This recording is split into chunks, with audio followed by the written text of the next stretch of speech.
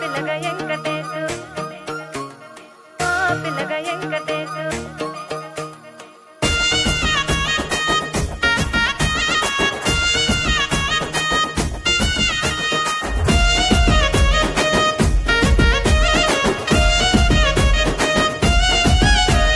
సిద్ధిరాల మనసు నాది చిన్నగా పోతుంటావో చూడక పోతుంటావో ఇంట్లో చిన్నదాన్ని నేను సిద్ధిరాల